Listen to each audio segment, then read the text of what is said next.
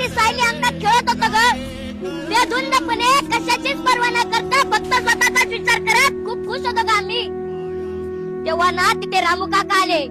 हो रामू काका ते मला म्हणाले, चल तुला चॉकलेट देतो. मी एकदा नाही म्हटलं, मी दोनदा नाही म्हटलं, मी तीनदा नाही म्हटलं. पण आई तुला माहितीये ना ग मला चॉकलेट किती आवडतं. मी गेले त्यांच्या सोबत. हो मी गेले त्यांच्या सोबत. आई जशी मी घरात गेले ना, घरात शिरताच त्यांनी दरवाजाची कडी लावून घेतली ग. मी चॉकलेट खाण्यात इतका गुंग होते की ते माझ्या हातावर, माझ्या शरीरावर, माझ्या छातीवर हात फिरवत होते. हे मला खूप विचित्र वाटत होत आई. मी त्यांना म्हटले, काका मला सोडा, माझं चॉकलेट संपलंय, मी घरी जाते. ते मला म्हणाले, मी तुला ड्रेस देतो.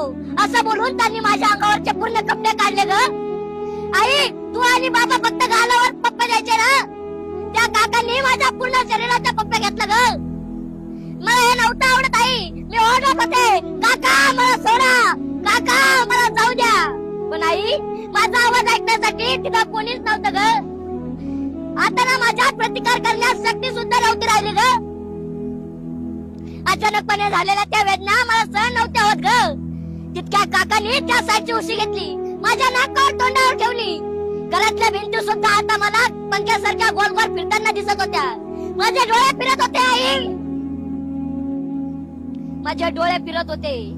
आणि तितक्यात आई मी शेवटचा श्वास घेतला आणि माझ्या डोळ्यासमोर तुझा चेहरा आला ग.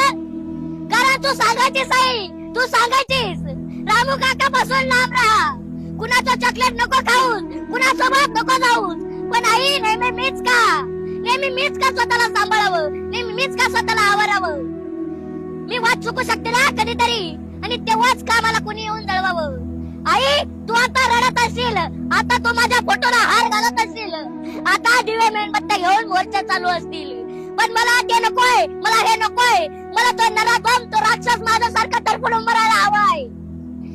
आई तो इतका कंटाळायला हवाय की मरण सुद्धा त्याच्या जवळ यायला घाबरायला हवाय. आई तो नरकात जायला हवाय. आई आई तू माझ्यासाठी एवढं करशील ना, तू मला न्याय मिळवून देशील नाही. ही जरी एक गोष्ट असली तरी त्यामधील रडणारी, तडफडणारी, स्वतःला न्याय मिळावा यासाठी झटणारी मुलगी खरी होती.